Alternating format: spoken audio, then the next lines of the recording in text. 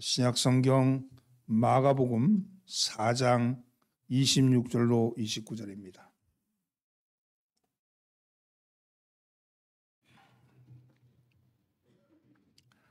마가복음 4장 26절로 29절 말씀을 한 목소리로 봉독합니다.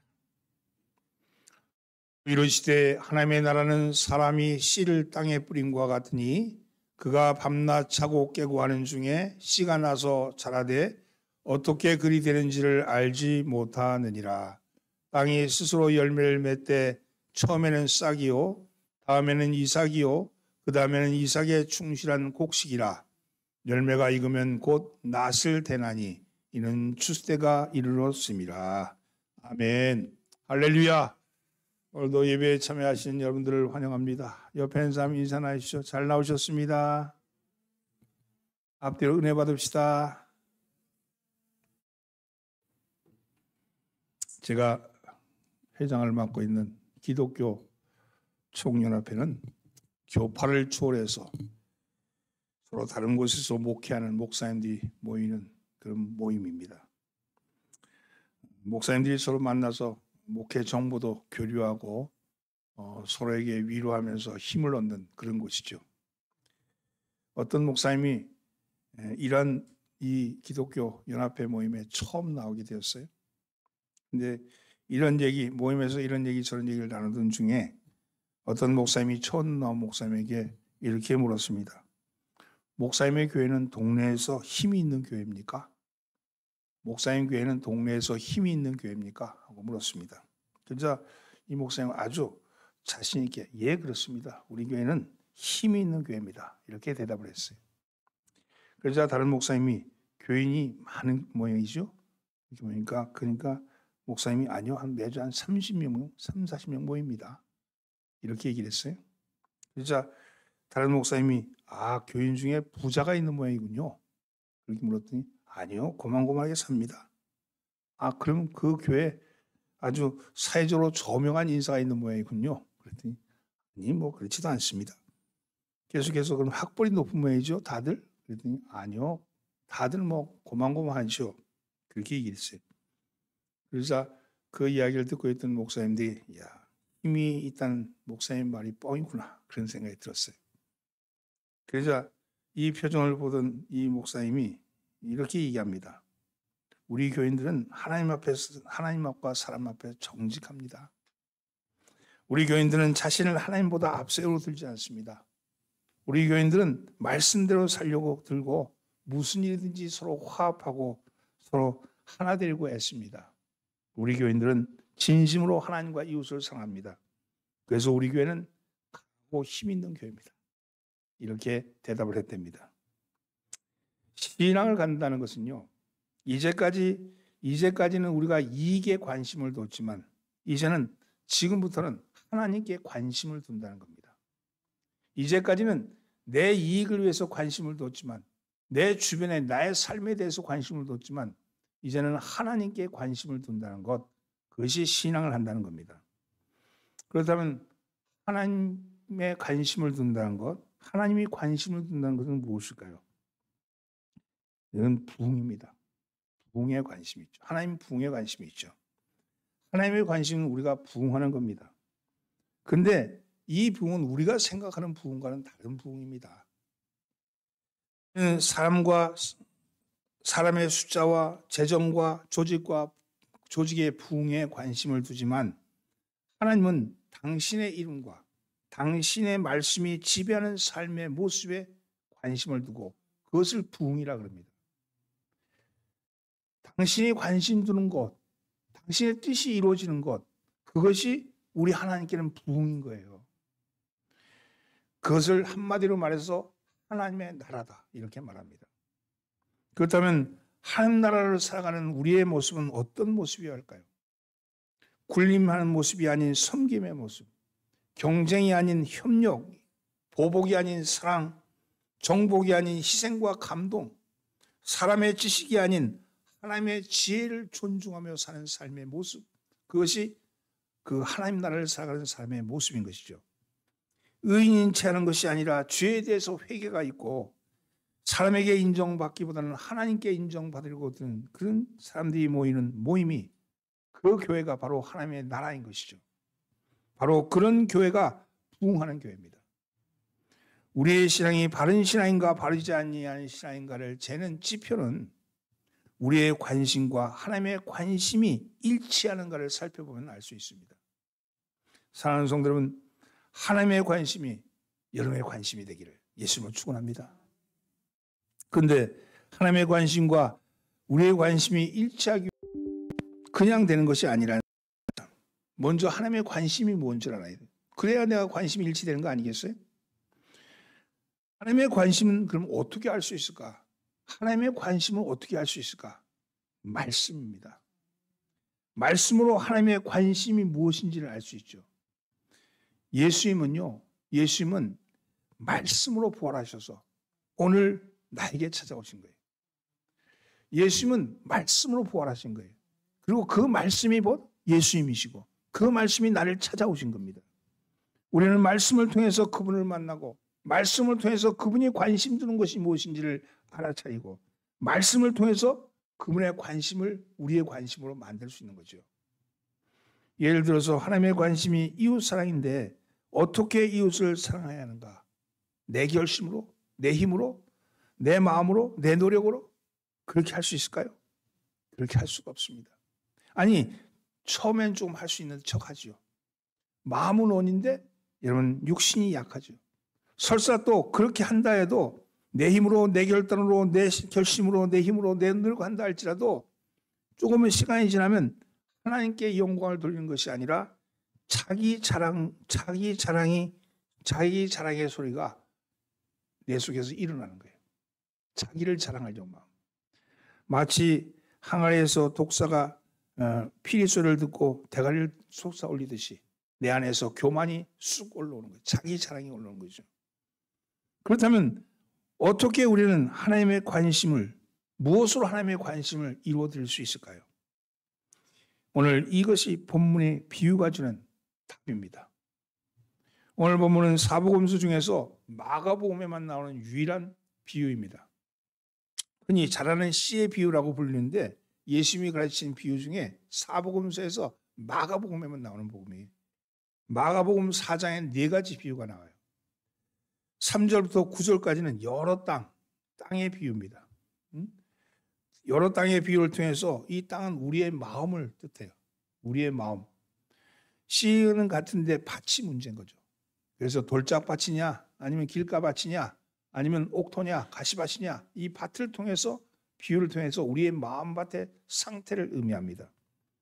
21절에는요 등불의 비유입니다. 이 비유에서 강조하는 것은 듣는 자의 자세입니다.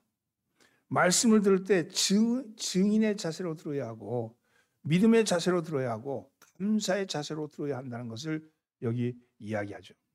그리고 그 다음에 나오는 것이 오늘 본문의 비유입니다.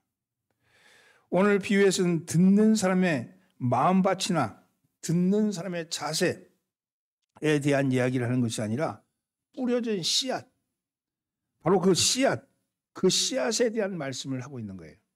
밭이 아무리 좋고 농부가 아무리 정성껏 가꾼다 해도 씨가 좋지 않으면 소용이 없는 거죠. 그렇다면 하나님의 말씀 안에, 이 말씀, 씨 안에는 어떤 능력이 들어있을까요? 이 씨 안에는 어떤 능력이 들어있냐? 씨는 말씀이죠. 하나님의 말씀 안에는 어떤 능력이 들어있을까요? 26절 말씀 함께 봉독합니다. 또 이르시되 하나님의 나라는 사람이 씨를 땅에 뿌린 것과 같으니, 따라보세요. 말씀에는 생명력이 있습니다. 하나님이 우리를 향해서 관심을 두는 것은 하나님의 뜻이 이루어지는 것이라 그랬어요. 하나님의 통치, 하나님의 나라가 이루어지는 거라 그랬습니다. 하나님의 통치가 이루어지는 하나님 나라에 우리가 하나님은 관심을 두고 있어요. 그리고 그 나라는 인물이나 사람의 수나 재정이나 조직이 아니라 하나님의 뜻, 하나님의 말씀이 성취되는 것이다. 그렇게 말씀했습니다. 그래서 하나님의 나라는 사람이 씨를 땅에 뿌린 것 같다고 시작합니다. 여기서 3가지 명사가 등장해요. 사람과 땅과 씨입니다. 하나님 나라는 바로 사람과 땅과 씨가 결합하는 거예요. 그런데 오늘 비유에서 강조하는 것은 씨앗입니다. 오늘 본문에서 사람의 역할을 강조하거나 땅의 상태를 말하는 것이 아니라 바로 씨가 나고 자라고 결실하는 과정을 지금 말씀하고 있는 거거든요. 그렇습니다. 하나님 나라는 씨를 땅에 뿌리는 것부터 시작이 됩니다. 곧 하나님의 나라는 말씀을 듣는 것으로부터 시작이 되는 거예요. 왜냐하면 우리는 말씀을 듣지만 말씀 안에 능력이 있기 때문입니다. 그리고 그 능력은 말씀 그 자체가 가진 생명력입니다. 27절 말씀 함께 봉독합니다.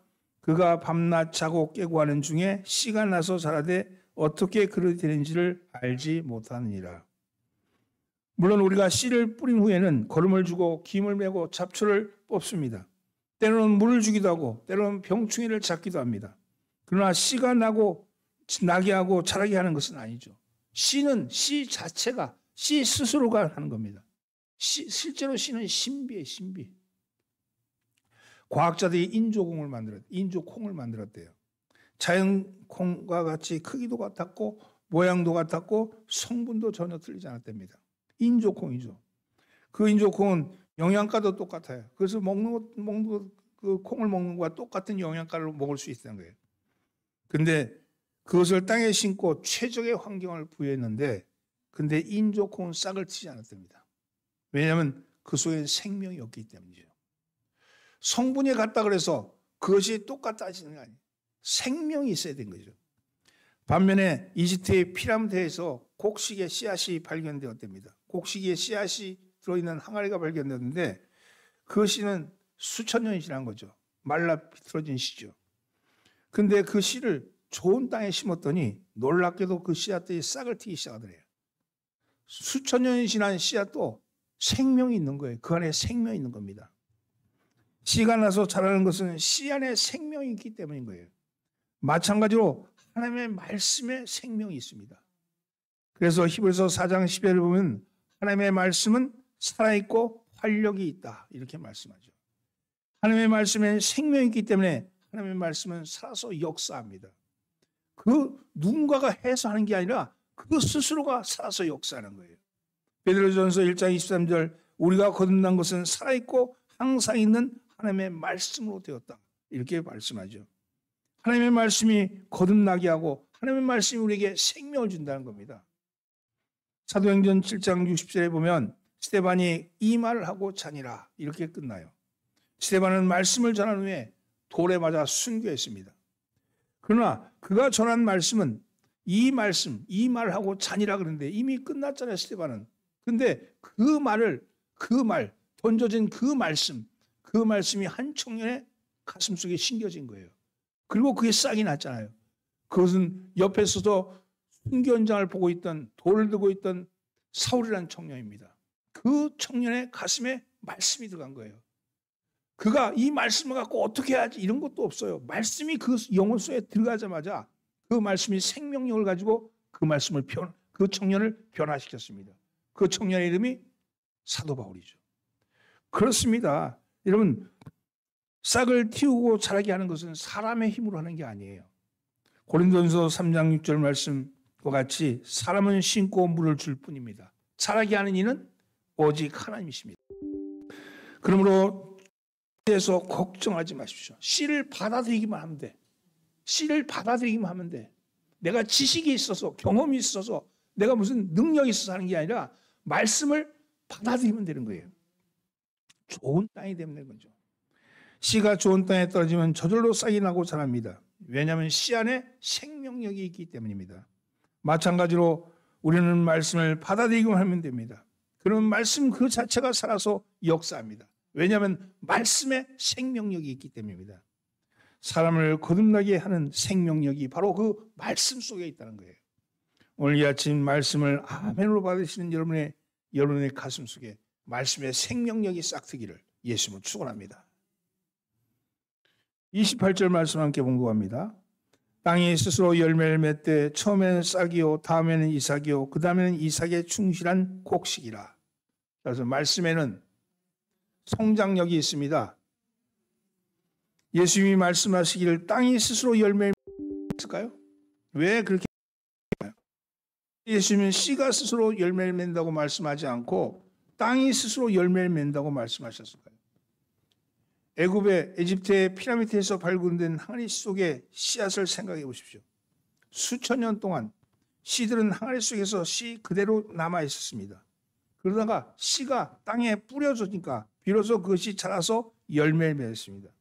이와 같이 땅에 뿌려져야 열매를 맺습니다.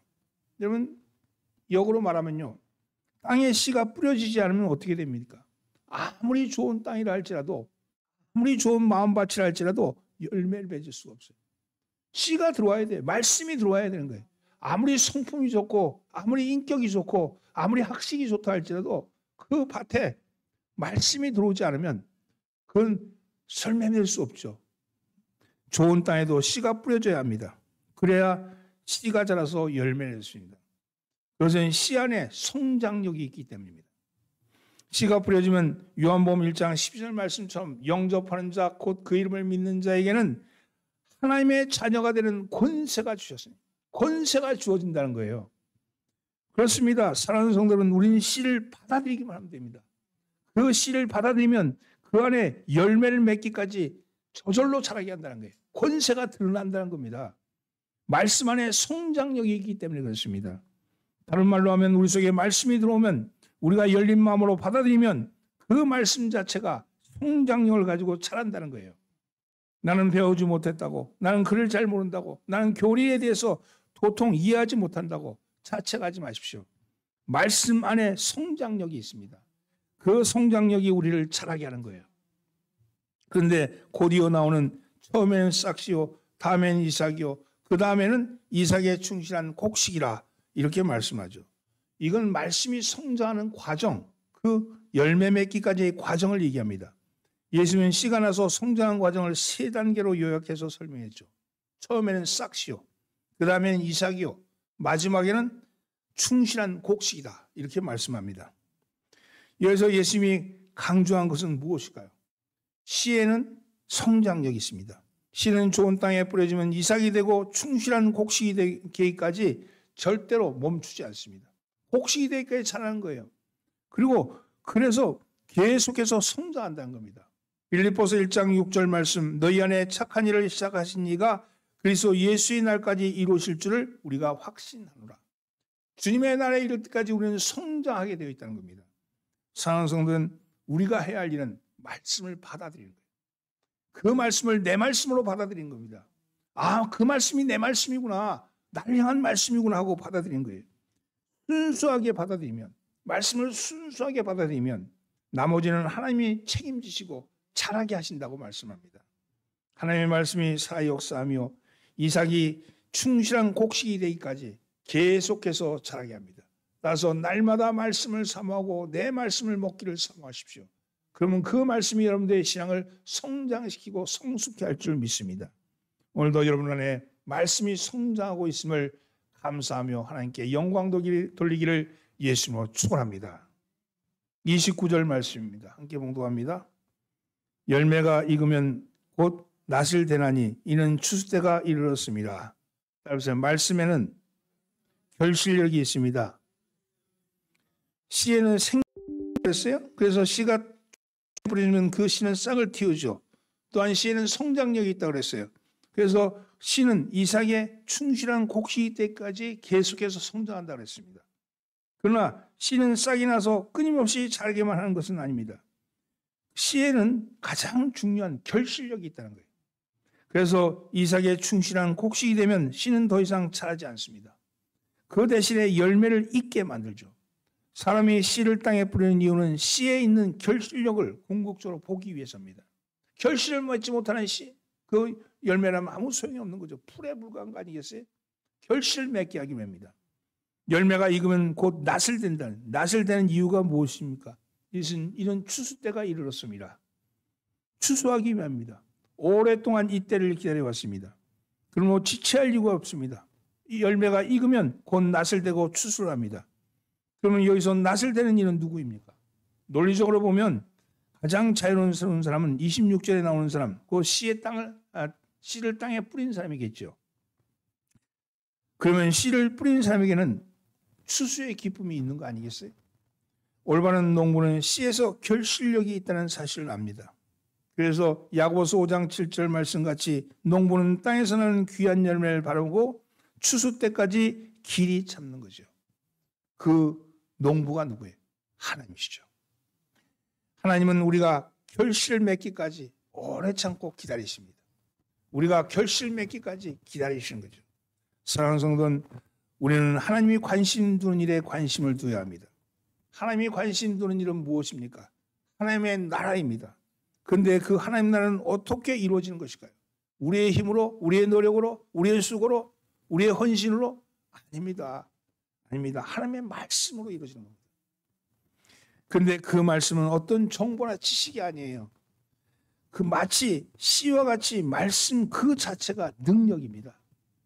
말씀 안에 생명의 능력이 있고요. 말씀 안에 성자의 능력이 있고요. 말씀 안에 결실의 능력이 있는 겁니다. 우리가 해야 할 일은 뭡니까? 아무것도 없습니다. 우리는 그저 아멘하고 말씀을 받아들이면 됩니다. 그 말씀이 나를 향한 말씀이구나 하고 받아들이면 돼요.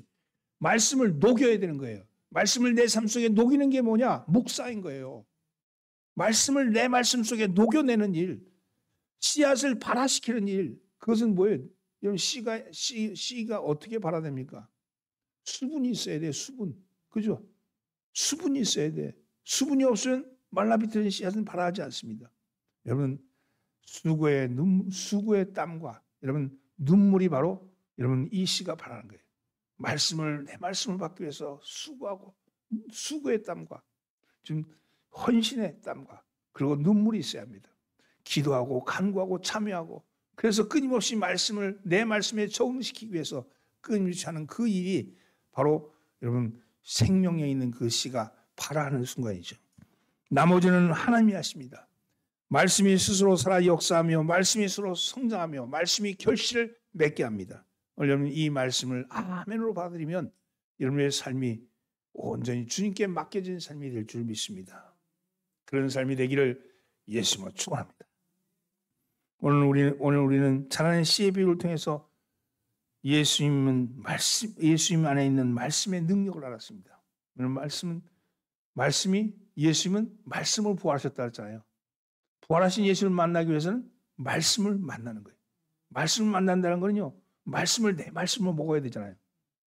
내 말씀을 먹기 위해서는 여러분 그 말씀을 묵상하고 그 말씀이 내 속에 어떻게 적응되는가 끊임없이 자기를 향해서 헌신해야죠. 눈물과 땀과 기도의 눈물과 땀으로 헌신하는 거죠. 그러면 그 말씀에 있는 생명력과 성장력과 결실력을 통해서 우리의 삶이 그렇게 나타납니다. 내가 수고하는 것이 아니라 주께서 나와 함께 하셔서 나를 이끌어 가시는구나. 나를 세워 가시는구나. 나를 승리하게 하시는구나. 이 믿음이 생기는 줄 믿습니다. 여러분 그런 삶을 살아가기를 예수님으로 축원합니다. 기도합니다. 주님은 말씀으로 부활하셨습니다. 부활하신 말씀이 우리 속에 들어올 때 우리가 말씀을 아멘으로 받아들일 때 생명이 있는 말씀이 성장력 있는 말씀이 결실력 있는 말씀이 우리를 하나님 앞에 열매 맺고 하나님의 기쁨이 되는 역사로 나타나는 줄 믿습니다. 하나님의 관심이 우리의 삶 속에서 이루어지게 하여 주시옵소서. 우리를 권하신 예수님의 이름으로 기도하옵나이다. 아멘. 마음을 묵상하심으로 성찬식을